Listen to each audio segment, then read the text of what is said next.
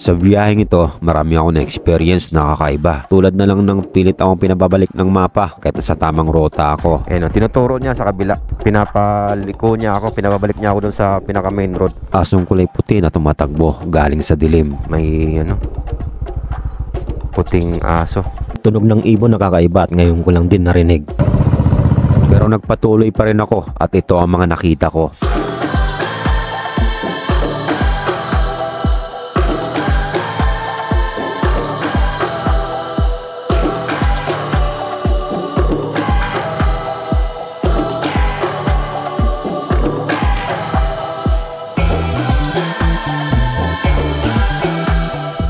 Mula Malolos ay inabot ako ng 12 hours papuntang Sagada. Pero bago ako napunta ng Sagada ay dumaan muna ako sa pinakamataas na sitio sa buong Pilipinas, sa sitio Tatalpok, Mount Pulag, Kabayan, Benguet. Then pagkatapos dumiretso na ako ng New Highs Point sa Tinok, Ifugao. Mula Malolos ay bumiyahe ako ng 9 hours papuntang New Highs Point. Then another 3 hours papuntang Sagada. Ito yung napili kong ruta na daanan kasi solid ang biyahe dito. Halos 3 oras din papuntang Sagada. Medyo malayo-layo pa guys. Kaya bumaba na rin agad ako dun sa New Highs Point. Sobrang lamig din kasi talaga, baka sipunin ako. Ayan guys, tingnan nyo dito, maaraw. Samantalang dun parang may yelo. Ganda ng view dito.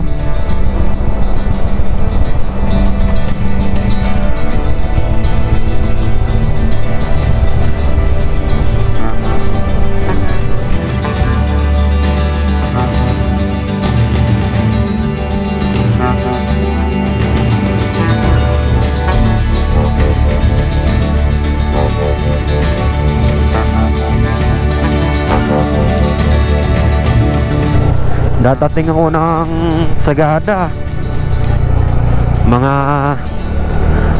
alas 5 na rin, saktong sakto lang. Makahanap ako ng matutulugan na homestay, tapos magpapahinga na agad ako guys. Wala pa akong tulog simula pa kagabi. Sa sobrang excited ko, di na ako nakatulog. Tapos dumiretso na ako dito. Sobrang solid din naman talaga. Kahit solo ride lang, mag-enjoy din talaga sa ganda ng mga tanawin na makikita dito. Sobrang solid.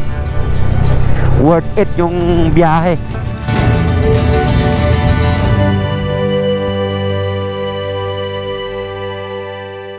Sa pagpapatuloy ng aking biyahe ay inulan na nga ako. Sa pinagsamang ulan, fog at lamig ng klima, talagang maninigas ang kalamnan natin dito. Ulanin man tayo sa biyahe, hindi ibig sabihin nun ay pangit na ang biyahe natin. Ang ulan ay kasama sa kwento ng biyahe natin. Nagdidepende na lang yan paano natin i-appreciate o paano natin gawing memorable ang nangyari sa biyahe natin. Alright guys, stopover muna ako dito sa Bangaw, Bugyas. Ayan. Sarap lamig. Ayan o, napakita. Tignan nyo naman. Sobrang kapal ng fog.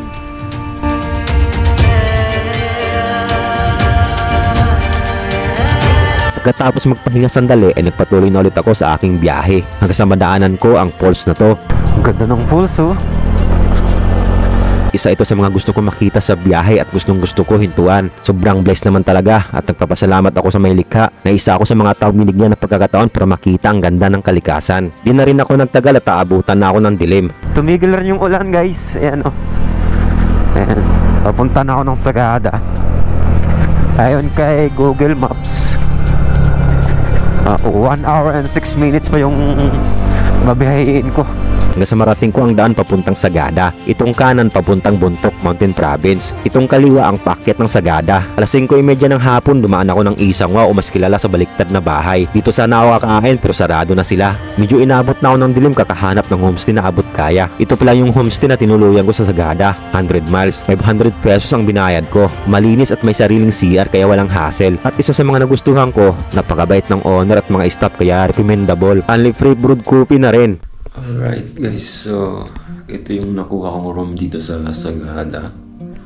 And yung pangalan ng homestay na to ay 100 miles. Ayun yung pangalan sa Facebook.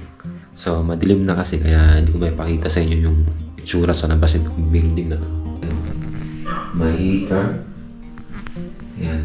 Pagka-shower ko, natulog na rin agad ako. Umalis ako ng homestay 4:30 ng umaga para sakto pag maliwanag na, andun na ako sa spot. Oo nga pala mga par, nakalimutan kong i-lock yung motor ko. Yung compartment ng motor ko. Andito yung mga tools ko, mga impact wrench. Ayan guys. Diyan pa rin. Walang nawala. Solid guys. Ayan na. Hindi lang makita sa bandilim. 100 miles homestay. Solid. Petron ang pinaka-landmark na tatandaan papuntang Pogo Viewpoint. Nag-iisang kanto katabi mismo ng Petron Gasoline Station. Ayan, ito yung Petron na platandaan mga par. Ayan, kakaliwa tayo rito. Ayan o. Ayan mga par o. Pogo Viewpoint. Ayan. Kiltifan, Pogo Viewpoint, Sunrise, Rise Terraces, Sea of Clouds. So, ayan yung Petron guys. At dito sa part na to, pinapa-U-turn ako ni Google Maps. Pinababalik niya ako sa main road kahit tama naman yung road ako. Ayan o, tinuturo niya sa kabila. Pinapaliko niya ako, pinababalik niya ako dun sa pinaka main At road. bigla pang may aso na kulay puti na galing sa dilim. May ano, puting aso. Pero di ko pinansin si Google Maps, dinerecho ko. May mga signage naman na makikita kaya sure ako na tama ang dinadaanan ko. Maririnig dito ang insekto ng gubat na akala ko ibon.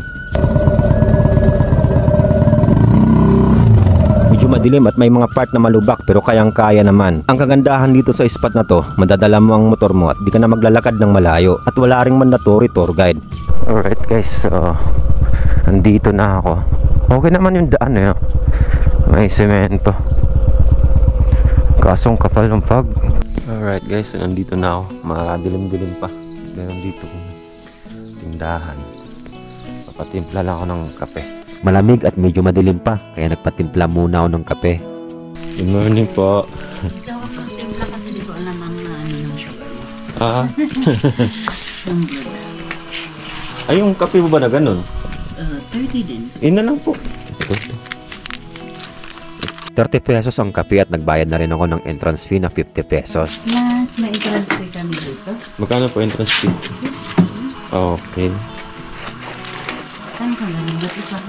Mag-isa lang po ako. Galing po ako ng Bulacan. Sabi ni nanay, pwede mag-camping at 350 ang tent pitching nila dito. Wala kasi yung dalang, ano tawag doon? Tent. Kakamping lang sana ako. Ito bayad. Ito pa yung entrance fee. Meron kaming, forehead. Pero yung manipis. Magkano po yun? Yung tent nyo rito? 350 per head pag meron kang tent. Pero pag wala, additional na 300. Bali 650. May Pwede kumot yung at camping. higaan. May kasamang kumot sa higaan. Okay na no. So, di ka na magdadala ng kumot. Lalabas kaya yung ano dyan ngayon eh. Sea of Depende Clouds. po sir. Pag hindi, di babalikan. May ganun eh. So may ganun. Kahapon po ba lumabas? Maganda. Habang hinihintay lumiwanag, sinulit ko nang tumambay sa tabi ng bonfire para kahit papano mainitan. Ayan, magliliwanag na. Pakalamig dito, buti na lang may bonfire. Kape na rin ako. Kapal ng fog. Ayun. Alright, good morning guys. Nandito na ako sa Pogo Viewpoint sa Sagada. Ayan, so napakalamig. So makapal yung fog sa paligid. Ayan, so medyo umupa naman sana mag-clear. Ayun, pakita ko sa inyo. Napakaganda guys, paraiso.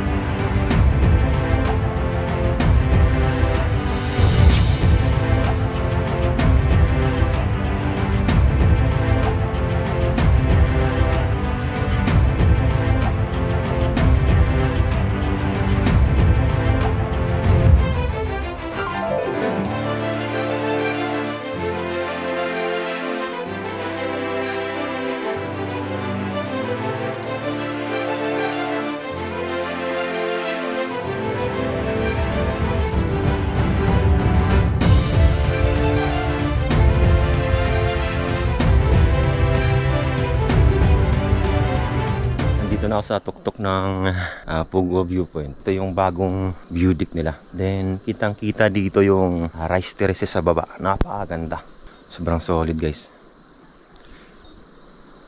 Meron ako mga bagong tropa pips dito. Ayun, shoutout mo, pangalan mo? Shoutout sa taga Paranaque, Magsalay, Duilio.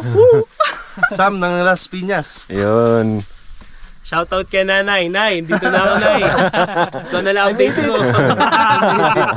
Shoutout kay Inang! Woo! Nandito ako sa Sagada! Solid. Sulit Ride safe pa, ride safe pa. Ride safe po. Sir, thank you. Sir, thank you. Ride safe, ride safe. Thank you, Ingat sir. kayo, Thank ingat, you. ingat. Po, ingat. Small world talaga. Maraming memories pa mangyayari ha. Ingat kayo. Kargado, no? Oo. Solid. Tara, tara.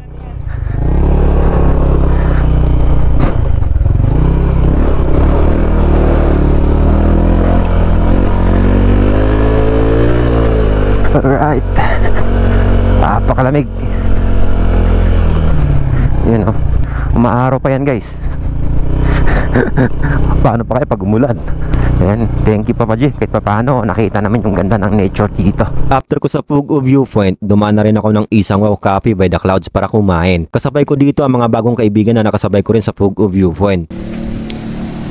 Nandito ako ngayon sa Isang Wow Coffee by the Clouds. Ito yung baliktad na bahay dati, pero ngayon coffee shop na siya. Ginawa na rin restaurant.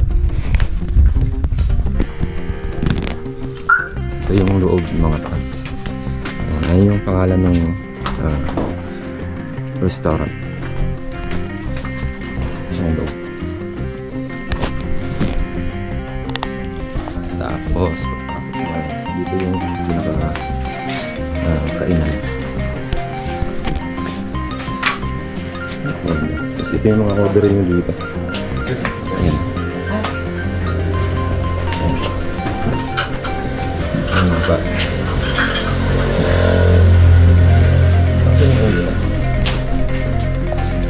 Tapos dito yung mga may biling mga kitchen. Ang dami. Mga souvenir. Parami guys. Ito yung pandikit sa rep. 3 for 250, 90 each. Ito naman 4 for 150, 40 isa. Apat sa 150, 40 isa. Ayan. So dun pa lang ako.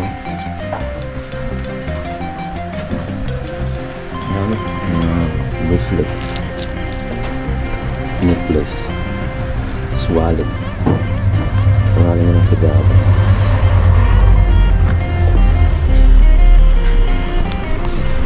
Stifles Sagada.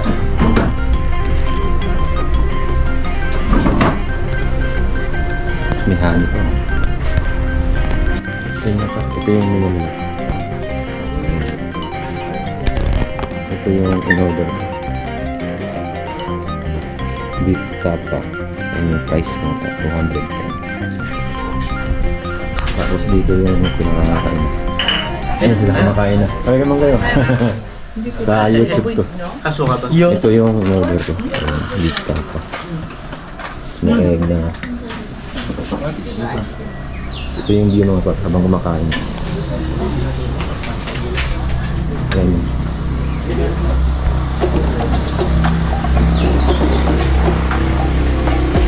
Solid ang view habang kumakain.